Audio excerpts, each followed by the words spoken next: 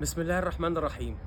وحشتوني جدا جدا. طبعا بقالنا فتره كده ما اتكلمناش مع بعض او ما عملناش فيديوهات، لكن عايز اكلمكم النهارده على موضوع كريستيانو رونالدو وشيكابالا وموضوع نادي الزمالك واسباب خروج نادي الزمالك من البطوله العربيه ومين المتسبب في خروج نادي الزمالك من البطوله العربيه. عايز احكي لكم بس حاجه على شيكابالا وكريستيانو رونالدو. طبعا كلنا شفنا اللقطه العظيمه اللي كريستيانو رونالدو راح فيها لشيكابالا وغير التيشيرت معاه في لقطه تاريخيه، ان طبعا رونالدو من اعظم اللعيبه في العالم. في ناس شككت في اللقطه دي وقالت لك ان رونالدو ما كانش يقصد ان هو يدي التيشيرت لشيكابالا. لا طبعا، يعني رونالدو رايح لشيكابالا كابتن نادي الزمالك واداله التيشيرت بتاعه، وحتى شيكابالا قلع التيشيرت وغير معاه التيشيرت، وكانت لقطه رائعه جدا جدا تبين قد ايه رونالدو بيقدر شيكابالا. ورونالدو على فكره يعرف شيكابالا من فتره كبيره جدا، بالتحديد من 2014 لما شيكابالا انتقل للعب في نادي سبورتنج لشبونه في الدوري البرتغالي.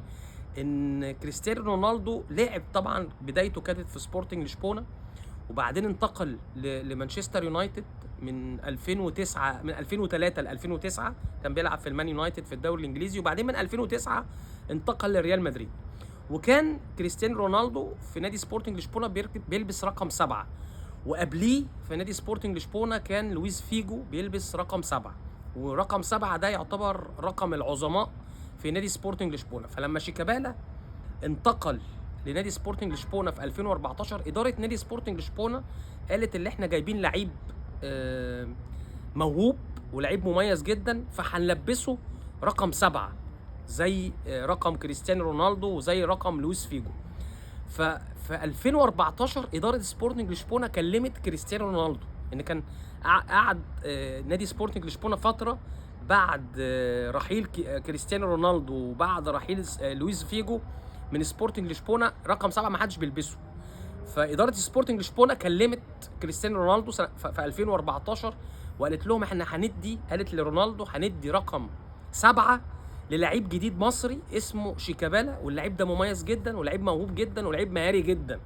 فرونالدو ساعتها وافق، قال لهم اوكي مفيش مشكله ان هو يلبس رقم 7. انتوا عارفين الانديه الكبيره دايما لما حد بيبقى لعيب عظيم بيلبس رقم، ممكن بعديها النادي شويه بيبقى شايل الرقم ده، مش عايز حد يلبسه بعد ما اللعيب يمشي. فرونالدو يعرف شيكابالا من 2014 لما شيكابالا لعب في سبورتنج لشبونه، واداره سبورتنج لشبونه كلمت رونالدو قالت له في لعيب كذا كذا كذا هنديله رقم 7، وساعتها رونالدو وافق، وشيكابالا فعلا لبس رقم 7 في سبورتنج لشبونه، وفي فيديوهات بكده لشيكابالا في نادي سبورتنج لشبونه. فاللقطه مقصوده ان كمان في ماتش الزمالك والنصر شيكابالا كان كابتن نادي الزمالك وكان رونالدو كابتن نادي النصر، وبالتالي اللقطه طبعا يعني واضحه جدا، اي حد يشوف اللقطه ويشوف الفيديو.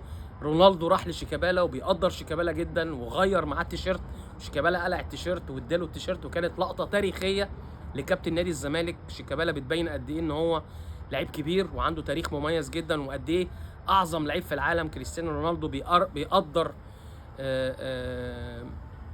شيكابالا كابتن نادي الزمالك. وكمان رونالدو قال بعد المباراه ان نادي الزمالك فرقه قويه جدا وتعبت نادي النصر بشكل كبير جدا، وقد ايه نادي الزمالك يا جماعه. انا عايز بقى اقول حاجه على نادي الزمالك، قد ايه نادي الزمالك نادي كبير جدا رغم كل المشاكل، رغم ان الزمالك ما فيهوش اداره دلوقتي، مفيش رئيس نادي، مشاكل ماليه، مفيش حد يدي قرار داخل نادي الزمالك، لكن نادي الزمالك كبير بشعبيته وكبير بتاريخه وكبير بكيانه وقادر يقف على رجله لغايه دلوقتي. اي نادي تاني غير الزمالك كان هيقع بعد المشاكل الكبيره اللي الزمالك بيتعرض بيها او بيتعرض لها على مر السنين.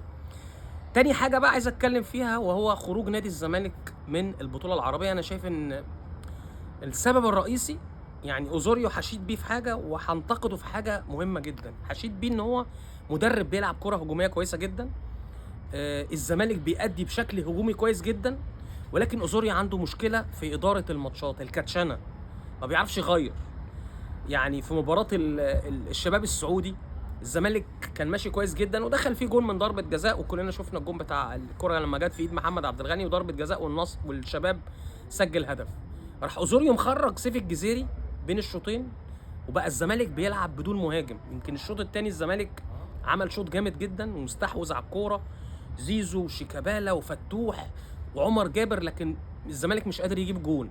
وناصر منسي قاعد معاه على الدكه، ما نزلش ناصر منسي، بيلعب بدون مهاجم. الزمالك عمل كل حاجه في الكوره غير انه يسجل. وحتى الجهاز المعاون كابتن مدحت عبد الهادي وكابتن احمد مجدي اتكلموا مع اوزوريو اثناء الشوط الثاني، قالوا له نزل ناصر منسي.